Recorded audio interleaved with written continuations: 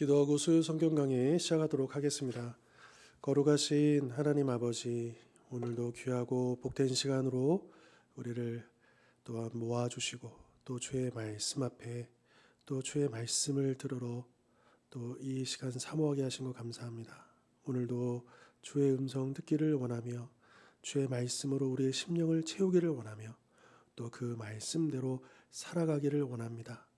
우리 사랑하는 주원의 모든 성도님들, 이 말씀 위에 굳게 서서 말씀대로 살아가며 능력을 경험하며 귀한 열매를 거두어 하나님께 영광 올려드릴 수 있도록 축복하여 주시옵소서. 오늘도 마칠 때까지 함께해 주실 것을 믿사옵고 거룩하신 예수 그리스도의 이름으로 기도하옵나이다. 아멘. 자, 오늘 5과 바리새인과 세리 비유입니다.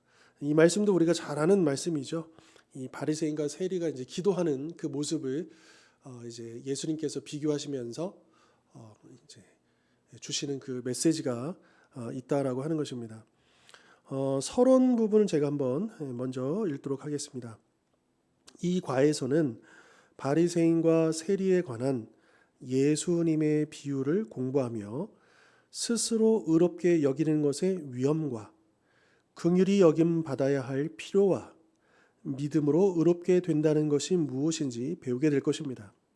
하나님은 우리를 부르셔서 우리의 죄성을 일깨우시고 우리에게 하나님의 긍휼이 필요함을 알려주시고 자기 자신을 믿는 사람들을 향해 겸손히 은혜의 복음을 선포하라고 말씀하십니다.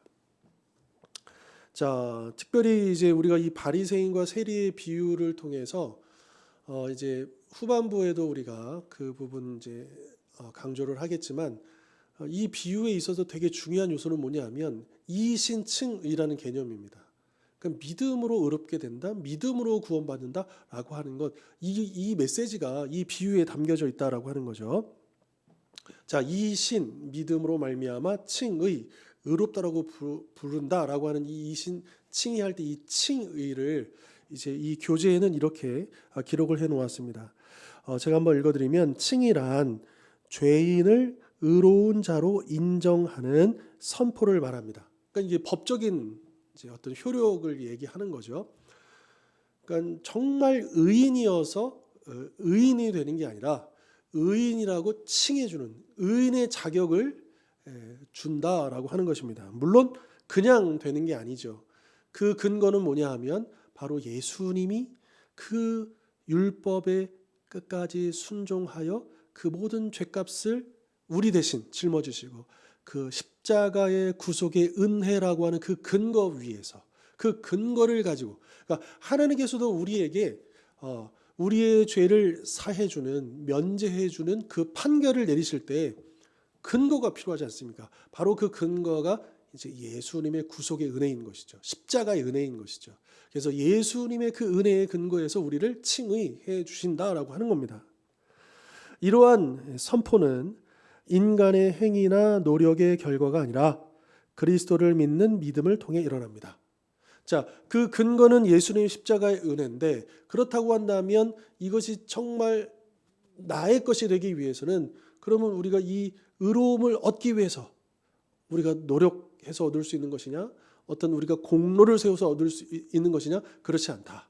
오직 예수님께서 나를 위해 우리 죄인들을 위해 행하신 그것을 믿음으로 우리가 그 자격을 얻게 된다라고 하는 것이죠.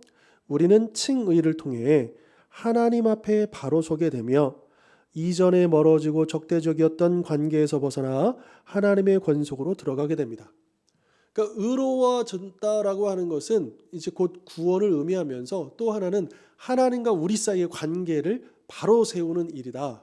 그러니까 의로워지지 않으면 어떻게 우리가 하나님 나라 들어갈 수 있겠습니까? 오직 의로워지는 사람만이 하나님 나라 들어갈 수 있다, 구원받을 수 있다. 우리가 그렇게 이야기하는 거죠. 자, 이 바리새인과 세리 비유, 우리가 앞에서부터 계속 여러 가지 비유들을 쭉 보고 있는데 예수님은 그 비유를 말씀하실 때마다 그때 어떤 상황들이 있었다는 거예요. 그리고 그 상황을 염두하시고 거기에 맞춤형 비유를 들고 계시다라고 하는 거죠. 자, 예를 들면 베드로가 예수님께 물어봤잖아요. 우리 형제를 몇 번까지 용서해 줄 수 있겠습니까? 이 용서로 가는 그 질문을 딱 들으시고 예수님이 들려주셨던 비유가 뭐냐 하면 바로 그 1만 달란트의 탕감을 받은 사람이, 그 종이 자신에게 100데나리온이죠. 말도 안 되는, 그 비교조차 할 수 없는 그 자신에게 빚진 자를 용서해 주지 못하는 그 비유를 이야기를 들려주지 않았습니까? 또 이제 율법 교사가 찾아와서 영생에 대해서 얘기하면서 그러면 도대체 누가 내 이웃입니까? 내가 사랑해야 할 그 이웃의 범주를 말씀해 주십시오라고 했을 때 예수님께서 들려주신 비유가 무엇이었습니까? 바로 선한 사마리아인 비유였잖아요. 그래서 그 이웃을 이 율법 교사는 제한하고 있었지만 하나님이 보시는, 하나님이 말씀하시는 이웃은 제한이 없다라고 하는 것이죠. 자, 그리고 종교 지도자들이 우리 지난 시간에 봤던 것처럼 이제 예수님이 세리들과 죄인들과 함께 식탁 교제를 나누시는 걸 보고 비난하죠. 그래서 그들이 들으라고 그들을 향해서 주신 비유가 뭐냐면 바로 탕자의 비유였습니다. 그래서 그 탕자의 비유 안에는 그 둘째 아들만 잃어버린 아들이 아니었고 사실은 그 맏아들, 이 맏아들에 해당되는 사람들이 그 당시에 이제 종교 지도자들이라고 우리가 볼 수도 있는 것이죠. 그래서 이 탕자의 비유를 통해서 또 예수님은 정말 잃어버림에 대한 것들을 이야기하시고 그 상황, 그러니까 그 상황에 맞추어서 그 비유를 들려주고 계시다라고 하는 겁니다. 자, 그렇다면 오늘 이 바리새인과 세리의 비유는 어떨까요? 이것도 마찬가지죠. 어떤 의도가 있는 겁니다. 어떤 상황이 있는 거예요. 그냥 예수님이 갑자기 생각나가지고 이 비유를 들려주는 게 아니라 어떤 구체적인 상황 속에서 거기에 맞춰서 지금 이 비유를 들려주시는데 그것이 무엇이냐면 자, 누가복음 18장 9절입니다. 누가복음 18장 9절 한번 보실까요?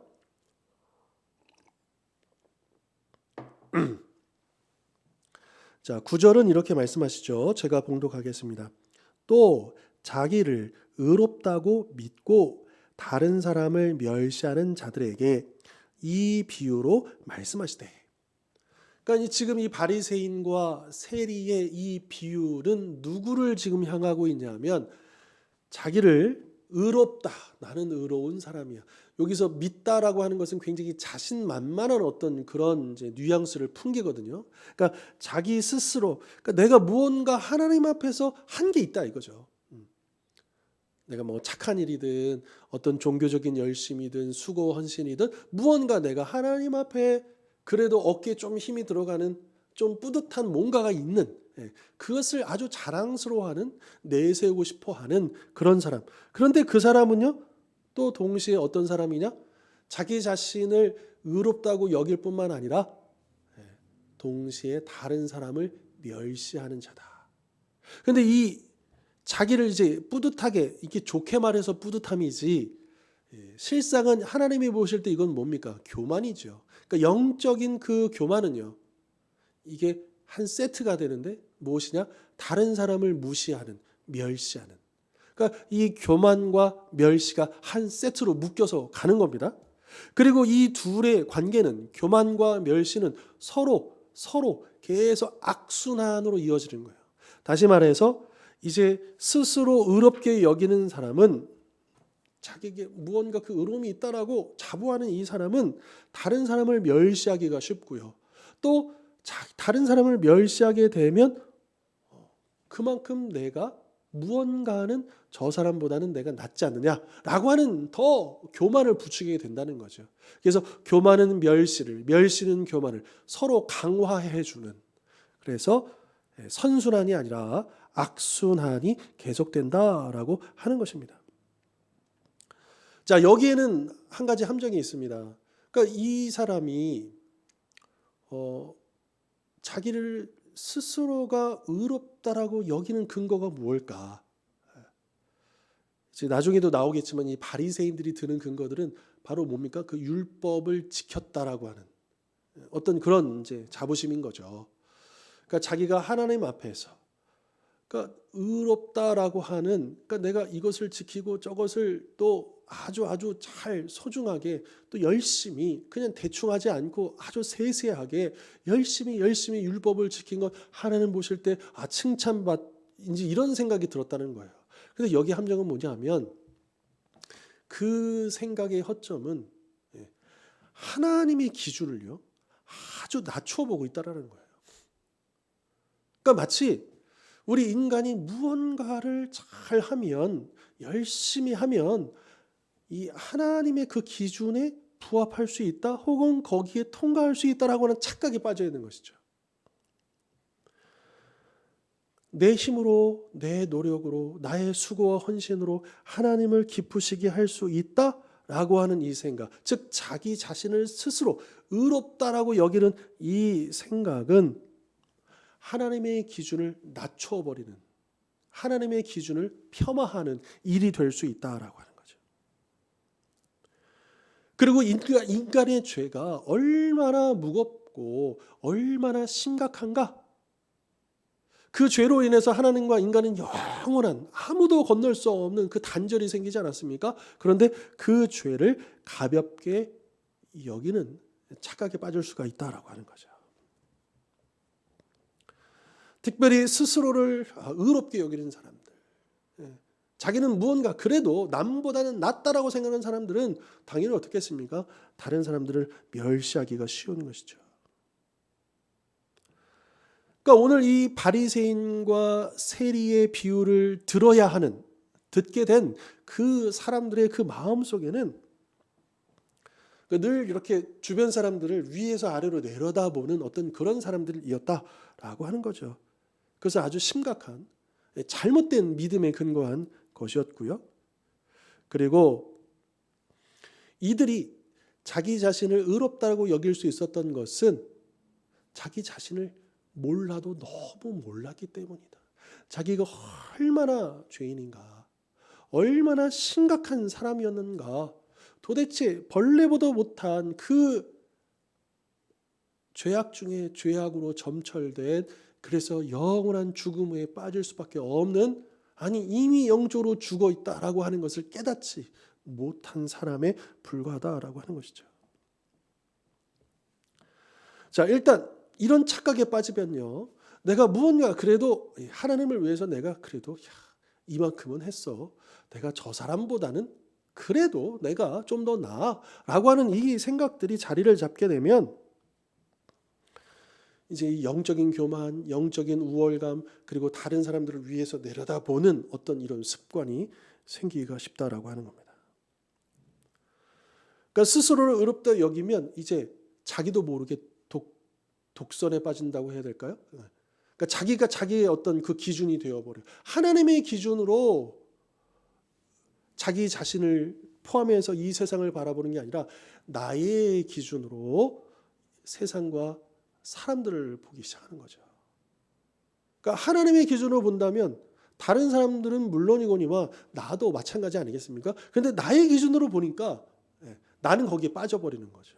마치 자신은 그 자기 자신의 기준에서는 평가받을 수 없는, 아니 그것을 충족하고 있는 어떤 이런 착각에 빠지게 되고, 그래서 다른 사람들을 멸시하게 된다라고 하는 겁니다. 그리고 사실 우리 인간은 어떻습니까? 참 연약하고 부족하죠. 그래서 조금만 보면요, 그 죄가 드러나 있어요. 그 연약함이 보여요. 그러면 어떻게 착각합니까? 아, 그렇지. 나는 저 사람과 같은 그런 잘못은, 그런 죄, 그러니까 나를 더욱더 무언가 괜찮은 사람으로 여기게 되고, 그래서 더 멸시하게 된다라고 하는 것입니다. 그래서 복음은 바로 그러한 잘못된 생각을 깨트려주고 그 영적인 교만을 낮추어주는 그 일들을 해주시는 것이죠. 복음서에 우리가 이 마태복음, 마가복음, 누가복음, 요한복음, 이 복음서에 나타난 예수님의 이 가르침, 이 복음의 내용들을 우리가 계속 우리가 배우다 보면 분명해지는 것은 뭐냐?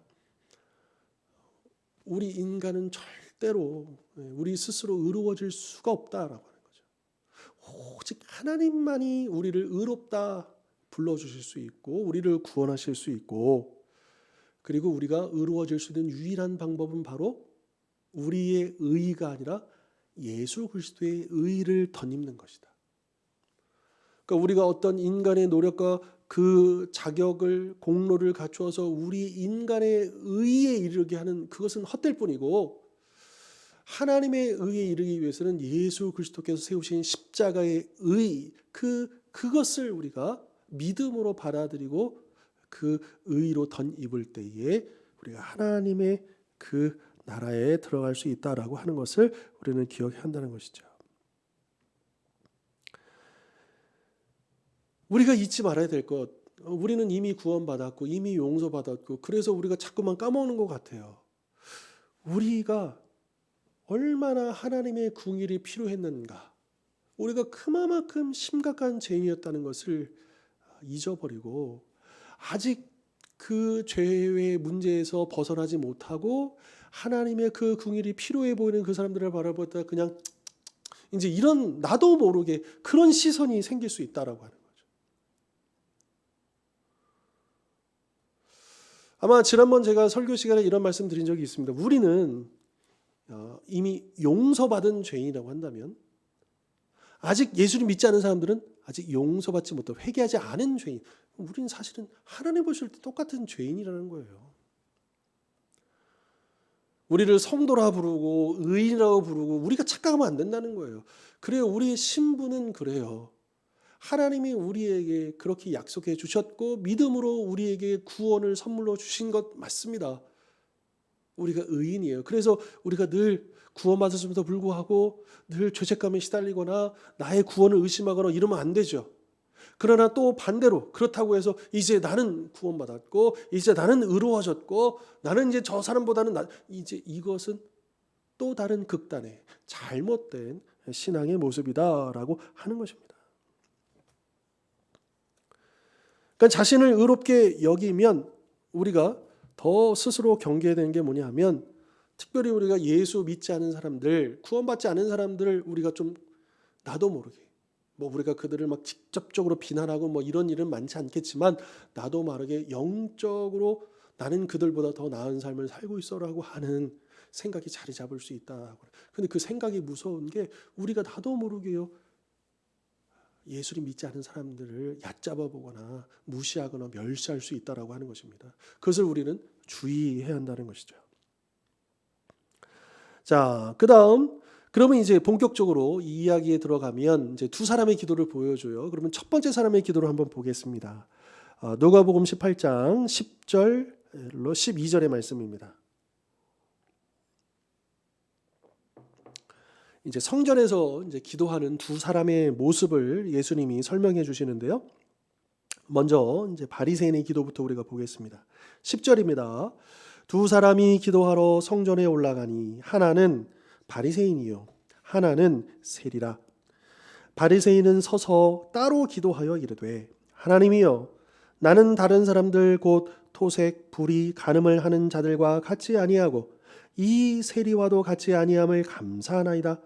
나는 일에 2번씩 금식하고 또 소득의 11조를 드리나이다 하고. 자, 우리가 앞에서 자신을 의롭다라고 여기는 사람은 다른 사람을 멸시하기 쉽다고 우리가 배웠잖아요.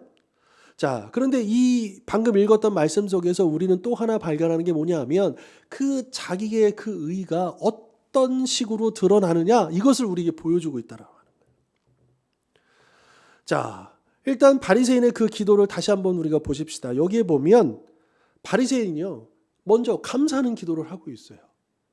이거는 굉장히 뭐라 그럴까요? 이건 정석이죠. 뭐 옳은 거예요.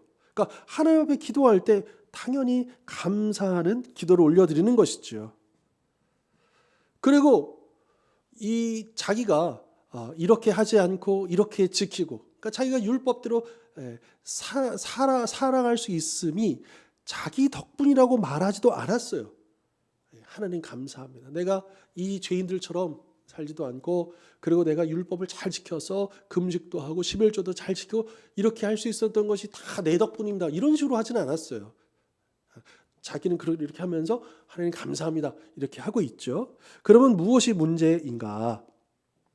그것은 뭐냐면 그의 말과 행동을 좀 더 주목해 보자는 거예요. 우선 그 행동을 보십시다. 그 성경에 보면 이 11절이 바리새인이요 서서 기도하고 있어요. 그러니까 우리가 한번 상상해 보십시다. 그 성전에 여러 사람들이 나와서 기도하고 있지 않습니까? 그런데 그 성전에서 보란 듯이 많은 사람들이 그 보란 듯이 여러분 예수님이 이 바리새인들을 비판하는 다른 본문들을 보면 바리새인들은 어디서 기도하느냐? 시장 한복판에서 기도한다는 거예요. 왜요? 많은 사람들이 볼 수 있도록. 그러니까 이 바리새인도 성전에서 기도하는데 어떻게 하느냐? 아주 당당하게 보란 듯이 어깨에 딱 힘주고 따로 서서 기도하고 있음을 우리는 보게 되는 것이죠. 그리고 그가 감사하는 것은 옳은 일이었지만 그가 감사하는 내용을 한 번 더 살펴볼까요? 자, 그가 왜 감사하고 있습니까? 하나님은 위대하시고 하나님은 거룩하시고 하나님이 나를 위해서 이렇게 이런 일들을 이루어 주시고 그래서 하나님 감사합니다. 이런 내용이 아니에요. 어떤 내용이냐? 내가 저 세리와 같이 죄인들과 같이 않음을 감사합니다. 분명히 감사인데 하나님께 감사한데 그 감사의 이유가 좀 달라요. 우리가 보통 하나님께 감사하는 이유가 뭡니까? 하나님께서 나에게 베풀어 주신 그 은혜. 거기에 대해서 우리가 감사하잖아요. 그런데 지금 이 바리새인은 이 감사라는 미명 아래 하나님 앞에서조차 하나님 저는요 저 죄인들과 달라요. 비교하고 저 사람들을 멸시하는 무시하는 어떤 이런 태도를 보이고 있지 않습니까? 그러니까 이 바리새인은 자기도 모르게 그렇게 자리 잡혀 있는 거예요. 나는 이 죄인하고 다르다. 나는 더 의로운 사람이다. 라고 하는 것이 이미 자리 잡혀 있다. 자, 바리새인들은 이 죄인들을 이렇게 정의하죠. 토색하고 그러니까 빼앗고요. 강제로 빼앗고 불의하고 가늠한 자들 이렇게 이제 정의를 하고 있는데요. 사실은 이 바리새인들은 이런 사람들이었어요. 그러니까 율법을 그냥 지킨 정도가 아닙니다. 아주 뭐라 그럴까요? 넘치도록 율법을 지키는 사람이었어요. 자, 여기서 이제 금식을 언급하잖아요. 근데 율법에 보면 금식은 1년에 한 번 하는 거예요. 언제요? 대속죄일에. 그래서 이스라엘 모든 백성들이 이제 대제사장이 그 속죄일에 딱 한 번 그 지성소로 들어가잖아요. 이스라엘의 모든 죄를 사함받기 위해서 바로 그때 금식하는 거예요. 그런데 이 바리새인은 어떻습니까? 1년에 한 번 금식하는 것을 이들은 어떻게 하고 있습니까? 일주일에 2번씩 월요일과 목요일마다 바리새인은 그렇게 금식을 했다 그래요. 그래서 월요일, 목요일 일주일에 2번씩 금식하면서 온 이스라엘이 구원받기를 용서받기를 그래서 마치 그들이 이 민족의 무언가 굉장한 이 민족의 구원을 위해서 아주 기여하고 있는 바가 막대하다라고 자부심을 가지고 있었던 그러니까 율법을 지키는 수준이 아니고 아주 넘치도록 그렇게 지키고 있었다라고 하는 거죠. 자, 이러한 바리새인들의 모습에 대해서 이제 4세기경에 이제 교부가 있습니다. 키릴로스라고 하는 알렉산드리아 주교가 있는데요. 이 사람이 이 본문과 관련해서 이런 이야기를 남겼어요. 일주일에 2번 금식하는 것을 무지와 허영심으로 교만하고 거만하고 이기적인 마음으로 한다면 무슨 유익이 있겠습니까? 그래요. 금식이 나쁘다는 게 아니에요. 근데 그 금식하는 그 마음이 영적으로 무지하고 허세가 들어가 있고 그리고 교만함으로 가득 차 있는 그리고 이기적인 그런 마음으로 그 금식을 그렇게 아니 2번, 3번 아니 매일 하더라도 도대체 그것이 무슨 유익이 있겠습니까? 라고 정확하게 지적하고 있는 것이죠.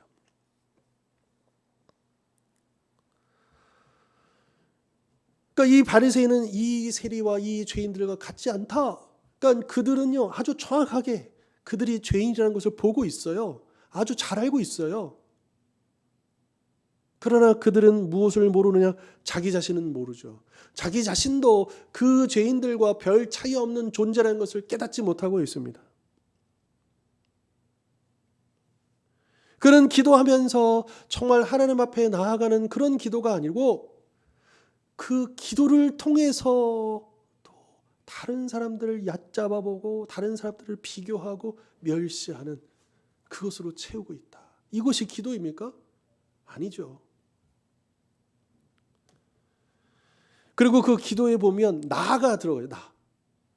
다시 한번 보실까요? 보면 11절에 나는 저 죄인들과 같지 아니하고 나는 이 세리와도 같지 아니하고 나는 2번씩 금식하고 11조도 빠지지 아니하고 나는 내가 드러나는 기도에 하나님이 베풀어 주신 그 은혜로 그저 감사하며 나아가는 그 기도가 아니고 그 기도 시간이요 나를 자랑하는 시간이 되는 거예요. 나의 의로움을 드러내는 시간으로 그 기도를 채우고 있었다. 도대체 그 기도가 무슨 유익이 있겠습니까? 자, 이 모습은요, 이 바리새인의 이 기도의 이 모습은 자기를 정당화하는 늪에 빠지는 것이 얼마나 쉬운지를 잘 보여주는 거죠. 그러니까 이 바리새인 보십시오. 자기가 하나님 앞에서 그 율법을 막 이렇게 잘 지키고 또 율법을 지키지 못하는 저 사람들과 같지 아니함. 그래서 자기의 어떤 그런 선행들을 쭉 나열하면서 그것이 마치 자신을 하나님 앞에서 저 사람들과는 다른 무언가 더 높은 자리로 올라가게 해준다라고 하는 착각을 하고 있다라고 하는 것입니다.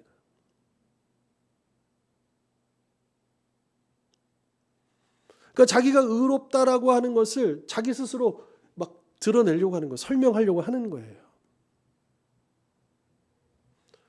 그러니까 이것은 자기의 그 의로움을 감사라고 하는 포장지로 감싼 거죠. 감사라는 미명 아래 그것이 하나님께 올려드리는 올바른 감사가 아니라 자기 의로움을 드러내는 자기를 자랑하는 그런 감사로 변질되었다라고 하는 것이죠.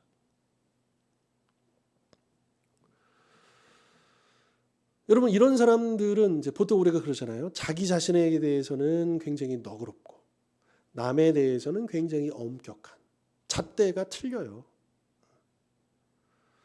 내가 하면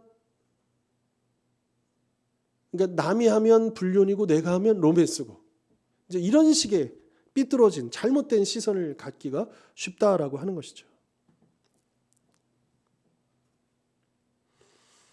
나에 대해서 바라보는 그 시선과 다른 사람에 대해서 바라보는 시선이 다르다라고 하는 것이고요. 그러면서 자꾸만 자기의 그 의로움들을 더욱더 스스로 쌓아 올라감으로 상대적으로 다른 사람들을 더 얕잡아보는 멸시하는 그러한 교만에 빠질 수가 있다라고 하는 것입니다. 그러니까 우리도 이게 우리가 일부러 의도적으로 그렇게 한다기보다도 나도 모르게 그렇게 나오는 거예요. 그 마음 속에서. 우리는 이것을 경계해야 될 것입니다. 우리는 이것을 다시 한번 돌아볼 필요가 있습니다. 내가 교회에 이렇게 헌신했고 내가 이렇게 수고했고 내가 이만큼 해왔고 물론 이거를 내가 막 이렇게 자랑하진 않아요. 대놓고요. 근데 내 안에 그것이 자리 잡아서 나도 모르게 상대적으로 그러지 못하는 사람들 연약한 지체들을 바라보면서 나도 모르게 위에서 그 사람들을 바라보고 판단하고 있는 나의 모습을 발견한 적이 없는가라고 하는 거죠. 아니 왜 저 사람들은 신앙생활을 저렇게 하는 거야? 아니 성도라고 한다면 마땅히 이렇게 해야지. 이 교회 그러니까 하나님의 기준이라기보다는 물론 그것이 하나님의 기준이라고 자기는 생각하는 거예요. 그런데 따지고 보면 그것은 하나님의 기준이라기보다는 사람의 기준이요 나의 기준인 것이죠. 그래서 그것을 가지고 다른 사람들의 감별사로 활동하고 있는 나의 모습은 없는가를 돌아볼 필요가 있다라고 하는 것이죠. 그래서 자기 자신을 판단할 때보다는 남을 판단할 때 더 모질게, 더 엄격하게 그렇게 판단하려고 하는 마음이 우리 안에 자리 잡을 수 있다라고 하는 것입니다. 자, 이것이 이제 바리새인의 그 기도의 모습이었고, 그러면 세리는 어떻게 기도했는가? 우리 한번 보실까요? 18장 13절과 14절입니다.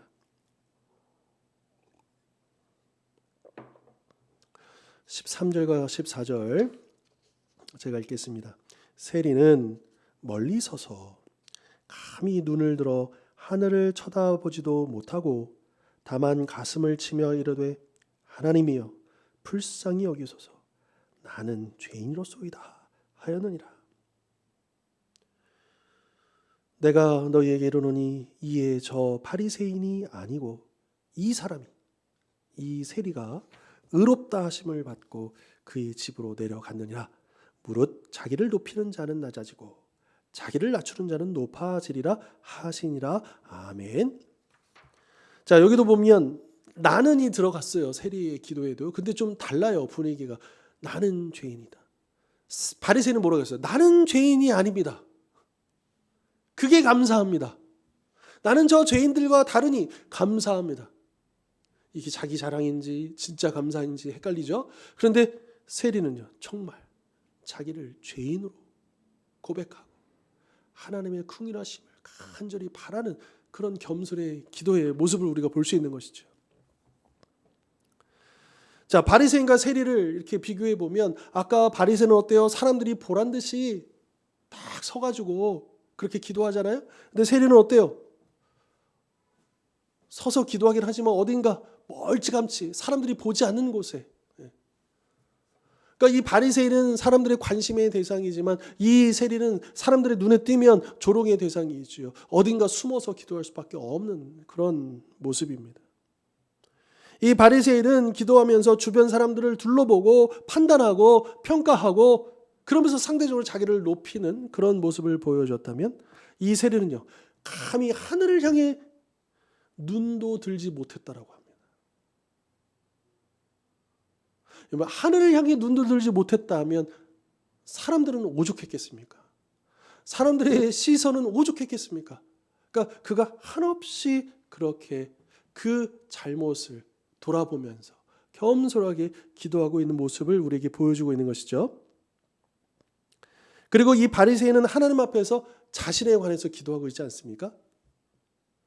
그러나 이 세리는 하나님 앞에서 자신을 죄인으로, 그러니까 바리새인은 자신을 죄인이 아님을 드러내었다면 이 세리는 자신을 죄인으로 드러내면서 기도를 했다라고 하는 것이죠. 특별히 이 세리가 자기 가슴을 치면서 기도했다 그랬잖아요. 그런데 우리가 이게 이제 이 당시의 문화, 팔레스타인 지역의 1세기 이 당시 유대인들의 문화에서 보면 이 가슴을 친다라고 하는 것은 자기가 얼마나 이게 속상하고 후회가 되고 이게 잘못됐는가를 드러내는 상징적인 행동인 거예요. 그런데 여인들이 하는 행동이었다라는 거예요. 그것도 누군가 죽었을 때 가슴을 치며. 그러니까 이 가슴을 친다는 거 하는 것은 예를 들어서 부모님이 돌아가셨는데 내가 효도하지 못하고 더 잘해드리지 못하고 그것이 후회되고 막 그래서 이제 막 여인들이 장례식 때 하는 이제 행동이었다는 거죠. 그런데 지금 세리가 그렇게 했다. 이거는 남자가 장례식도 아닌데 이렇게 했다라고 하는 것은 굉장히 부끄러운 일입니다. 결코 일반적인 일이 아닌 거예요. 그러나 세리는요, 사람들이 자기를 어떻게 보든, 바리새인은 어때요? 사람들이 어떻게 보는 게 중요하죠.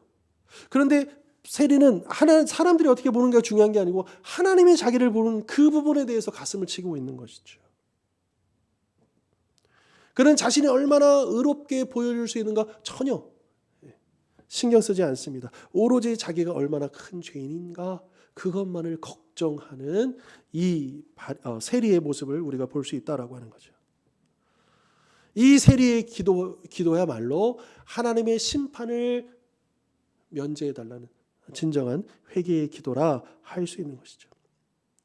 그러니까 바리새인의 기도는 자신이 얼마나 하나님을 위해서 내가 무언가를 하지 않았고 무언가를 했는가, 하나님을 위해서 내가 어떻게 했는가 여기에 초점을 맞췄다면 세리는 하나님이 나를 위해서 해주실 그 은혜, 그 궁휼하심, 그것을 바라보며 기도했다라고 하는 거죠. 자, 그리고 예수님께서 14절에서 이제 이 비유를 마무리하면서 메시지를 주시죠. 그 의미는 무엇이냐? 바리새인이 아니고 세리가 의롭게 되어 집으로 돌아갔다라는 거예요. 그런데 이 이야기를 들었던 그 당시에 청중들은요, 아마 굉장한 충격을 받았을 것입니다. 왜냐? 아니, 경건한 바리새인, 이 당시에 예수님의 비난을 받긴 했지만 보통 유대교에서, 유대 사람들 안에서 바리새인은 존경받는 사람이었거든요. 그렇죠.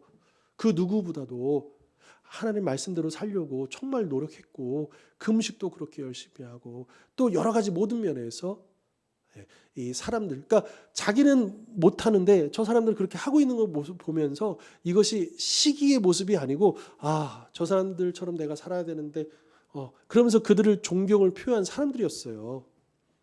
그 시대 속에서는요. 그런데 이 경건한 바리새인이 구원받은 게 아니고 저 세리? 그러니까 우리가 볼 때는 그냥 세금 공무원이라고 생각하지만 이 당시의 세리는 그런 사람이 아니죠. 가장 멸시받고 그러니까 매국노예요. 자기 민족을 팔아 부를 축적하는 매국노라고요. 오늘날로 보면 어떨까요? 어떤 연쇄살인범이 있다고 보십시다. 그 사람과 사회복지사, 그래서 어려운 사람들을 늘 돌보고 참 애쓰고 열심히 노력하는 그 사람, 많은 사람들을 친절하게 대해주고 세심하게 챙겨주고 신앙생활도 열심히 하는 사람이 있어요. 근데 이 사람은 사람도 죽이고 아주 악독한 죄인이에요. 이 두 사람이 기도했어요. 그런데 이 신앙도 좋고 다른 사람들을 돕는 일을 하는 이 사회복지사가 의로운 게 아니라 이 연쇄살인범이 의롭다. 지금 예수님의 말씀이 오늘로 따지자면 그런 식의 이야기거든요. 여러분, 우리가 만약 그렇게 이야기를 들었다면 어떻겠습니까? 마음이. 뭔가 이게 뭐지? 여러분, 이제 예수님을 믿지 않는 무신론자들이나 이제 어떤 좀 그런 이제 이런 질문을 던지는 경우가 있어요. 야, 아무리 나쁜 짓을 해도 예수님만 믿으면 다 천국 가는 거야? 죽기 직전에 평생도록 나쁜 짓 하고 막 그렇게 살다가 죽기 직전에 예수님 딱 믿으면 구원받는 거야? 그러니까 이렇게 물어보는 그 심리는 뭡니까? 이거 너무 받아들일 수 없는 거라는 거죠. 이건 불공평하다는 거죠. 근데 사실은요, 죄인이 의롭다라고 여겨지는 이 교리요, 이 말씀이요, 이 원리가 그렇게 충격적인 겁니다. 우리는 너무나도 당연하게 생각해요. 나는 그럴 만한 사람이라고 생각해요. 내가 예수를 믿고 고백하고 내가 구원받는 것을 전혀 충격적으로 받아들이지 않아요. 물론 우리가 감사하기도 하고 그것이 은혜라고 생각하는데, 이것이 그 인간의 그 기준에서는 말도 안 되는 일이라는 것을 우리는 이해하지 못할 때가 있습니다. 왜냐하면 우리 인간의 기준에서는 무언가 구원을 받고 용서를 받고 뭐 한다는 것은 뭔가 내가 어떤 선행을 뭔가를 해야 되는 거예요. 행위가 있어야 되는 거예요. 대가를 치러야 되는 거예요. 그런데 복음은 뭐라고 합니까? 인간의 어떤 노력과 선행도 아니고 오직 하나님의 은혜로, 하나님의 은혜에 의하여 믿음으로 말미암아 구원에 이르렀다라고 말씀하시잖아요. 그러니까 이 세상의 무신론자들 중에서는 그것을 받아들일 수가 없는 거예요.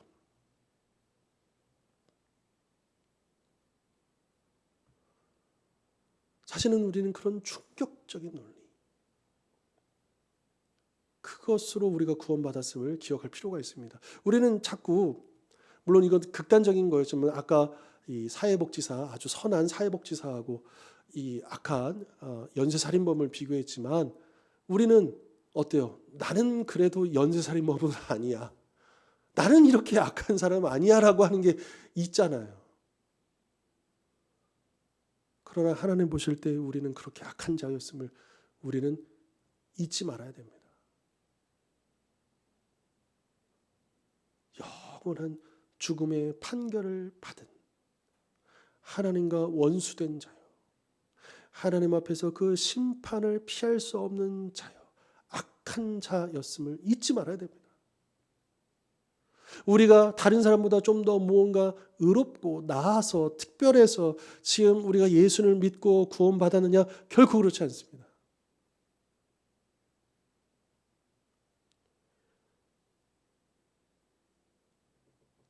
우리가 이 생각을 분명히 이 부분을 분명히 해두지 않는다면 우리는 어느새 영적인 교만에 빠지기가 쉽다라고 하는 거예요.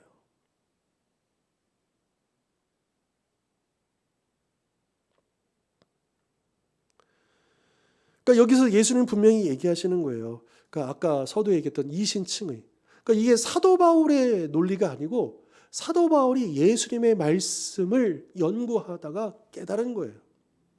예수님의 그 복음을 받아들이고, 그는 원래 율법의 사람이었잖아요. 근데 율법으로 해결할 수 없었던 그 일들을 예수 그리스도의 복음을 통해서 그가 깨닫고 고백한 게 뭐냐 하면 예수님의 가르침 가운데 그것을 그가 깨달아서 선포한 거예요. 오직 믿음으로 의롭게 되는 것이고, 즉 그 근거가 되는 것이 바로 이 예수님의 이 비유, 이 바리새인과 세리의 비유 가운데 있는 것이죠.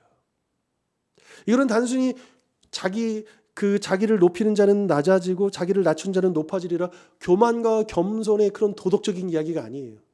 이것은 칭의, 오직 믿음으로만 구원받을 수 있다라고 하는 그 진리를 우리에게 말씀해 주고 있다라고 하는 것이죠.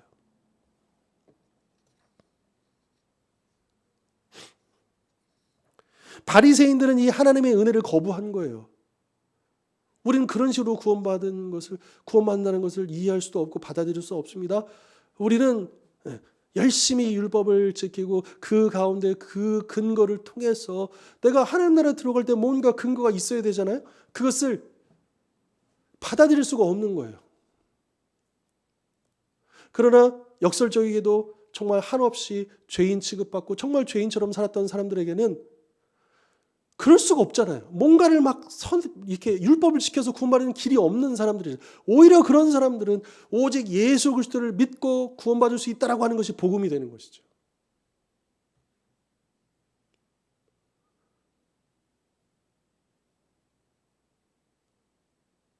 자기가 아프다는 거, 자기에게 병이 있다는 거, 이것을 깨닫고 인정하지 않으면 의사에게 나갈 수 없잖아요. 그러니까 예수님께서 그 말씀하셨잖아요. 인자는 건강한 자들을 위해서 오신 것이 아니라 건강하지 못한 자들. 그러니까 당신은 그 영적인 의사로 비유해서 말씀하셨잖아요. 누가 구원에 이르느냐?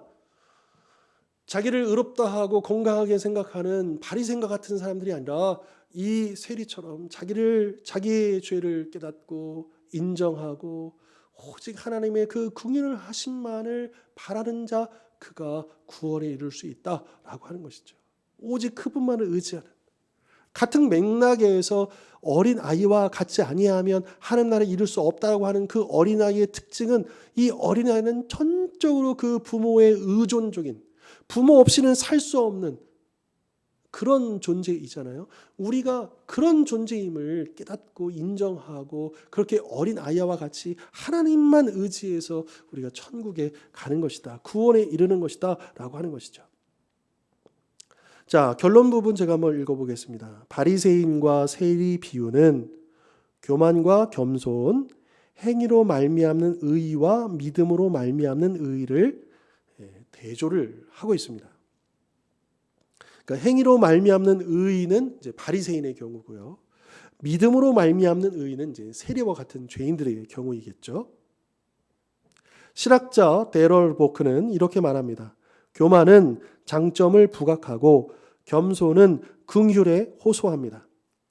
교만은 동등한 입장에서 협상하려고 하지만 겸손은 도움이 필요한 상태에서 다가갑니다. 교만은 다른 사람을 깎아내림으로써 자신을 구별하지만 겸손은 누구나 도움이 필요하다는 것을 알기에 다른 사람과 자신을 동일시합니다. 교만은 사람들에게서 스스로 멀어짐으로써 파괴되지만 겸손은 함께 몸부림치면서 공감하는 힘으로 사람들의 마음 문을 엽니다. 교만은 하나님의 은혜를 외면하지만 겸손은 하나님을 반기며 하나님께 두 손을 듭니다.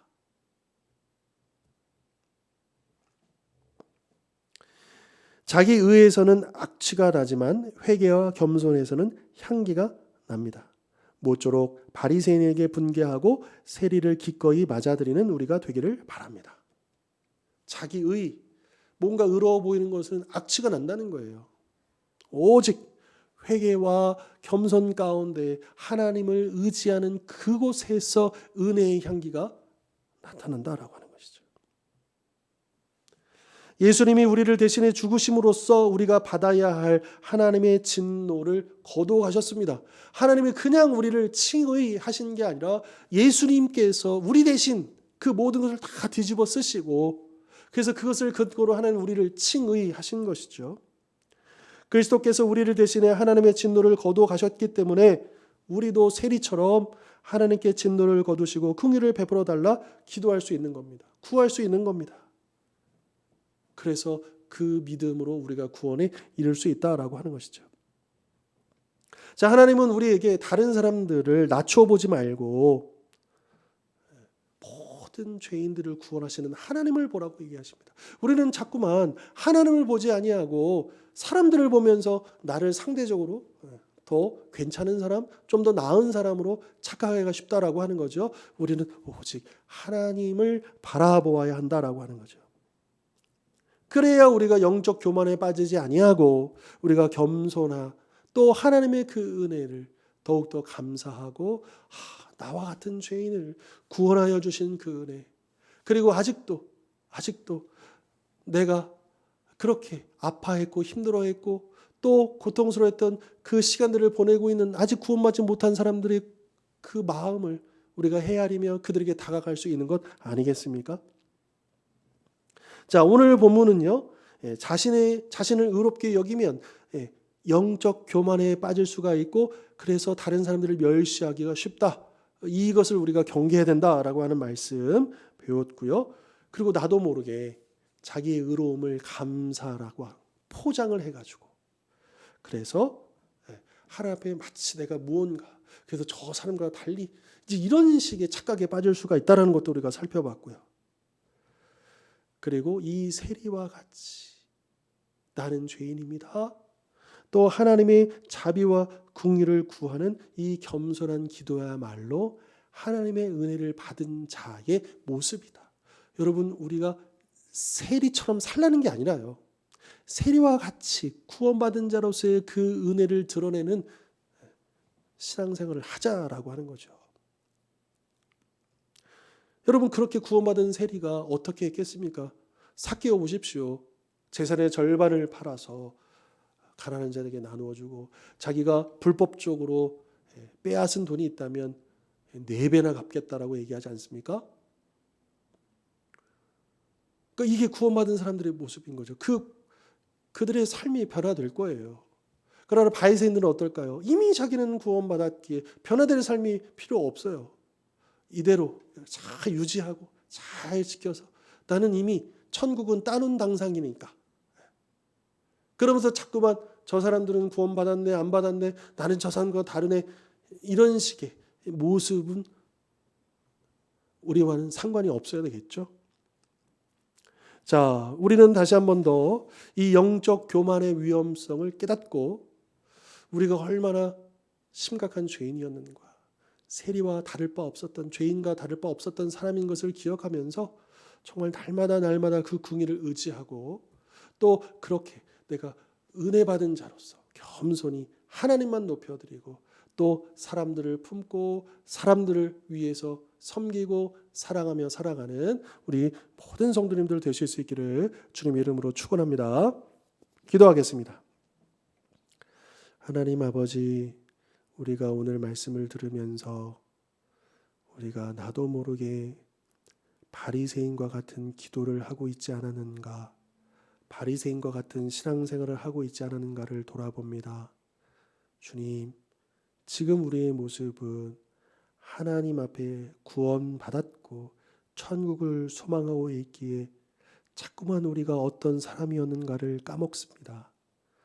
우리야말로 이 세상의 그 어떤 악한 사람보다도 더 악한 자였음을 잊지 않게 하여 주십시오.